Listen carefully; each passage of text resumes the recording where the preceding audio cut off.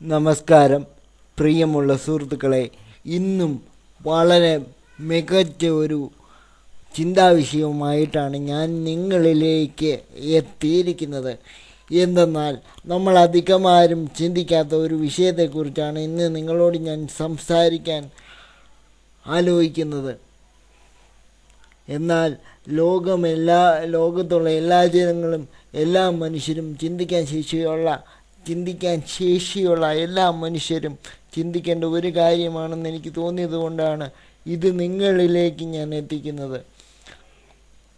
ഇന്നത്തെ എൻ്റെ വിഷയമെന്ന് വെച്ചാൽ അമിതമായി ആഹാരം കഴിക്കുന്നു, അമിതമായി ആഹാരം വേസ്റ്റാക്കി കളയുന്നു എന്നുള്ള ഒരു കാര്യമാണ്. അമിതമായി ആഹാരം ഒരിക്കലും വേസ്റ്റാക്കി കളയാതിരിക്കുക. ആവശ്യത്തിന് മാത്രം ആഹാരം പാചകം ചെയ്ത് കഴിക്കുക. അങ്ങനെ ആഹാരം കഴിക്കാനില്ലാത്ത മനുഷ്യരെ ഒരു നേരം ഓർക്കുക. ആഹാരമെന്ന മഹത്തായ ഏറ്റവും വലിയ പുണ്യത്തെ നമ്മൾ ബഹുമാനിക്കുക. ഒരു ദൈവം എന്ന രീതിയിലല്ല, നമുക്ക് ആഹാരം എന്നത് പവിത്രമായ ഒരു വസ്തുവായതുകൊണ്ട് അതിനെ മാനിക്കുക.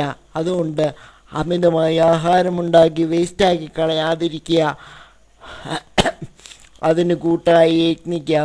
അങ്ങനെ കേരള സംസ്ഥാനത്തിലൂടെ ഈ ഓഡിയോ കേൾക്കുന്നതിൽ 100 പേരിൽ 10 പേരെങ്കിലും ഈ ഒരു സന്ദേശം മറ്റുള്ളവരിലെത്തിച്ച് ആഹാരത്തെ മഹത്തായ ഒരു ഉൽപ്പന്നമാക്കി, അല്ലാതെ കാശ് കൊടുത്താൽ കിട്ടും, അതുകൊണ്ട് ഹോട്ടലിൽ നിന്ന് മേടിച്ചുകൊണ്ട് വന്ന് ആവശ്യമുള്ളത് കഴിച്ചേച്ച് കളയാമെന്നുള്ള ഒരു സംസ്കാരമല്ലാതെ നന്നായി നമുക്ക് ആവശ്യമുള്ളത് മാത്രം മേടിച്ചുകൊണ്ട് വന്ന് കഴിക്കുകയോ ഉണ്ടാക്കി കഴിക്കുകയോ ചെയ്യുക.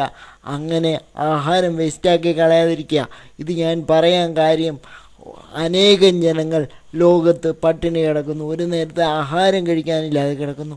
അതുപോലെ തന്നെ അവർക്കുള്ള ഒരു ആദരവായി നമ്മൾ ഇനി മുതൽ ആഹാരം ആവശ്യത്തിന് മാത്രം ഉണ്ടാക്കി കഴിക്കുക. അങ്ങനെ നല്ലൊരു സംസ്കാരം ഉണ്ടാക്കിക്കൊണ്ട് വരാൻ നമുക്ക് ശ്രമിക്കാം. അങ്ങനെ വരും തലമുറയെയും ഈ ഒരു സന്ദേശം എത്തിച്ചു കൊടുത്ത് നല്ലൊരു സംസ്കാരത്തോടെ കുട്ടികളെയും വളർത്തിക്കൊണ്ട് വരാം.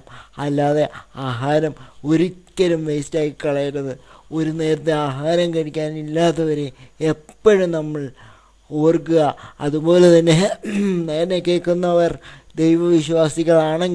ദൈവവിശ്വാസികളല്ലാത്തവരും കേൾക്കാൻ സാധ്യതയുണ്ട്. അതുകൊണ്ടാണ് ഞാനിങ്ങനെ പറയുന്നത്. ദൈവവിശ്വാസികളാണെങ്കിൽ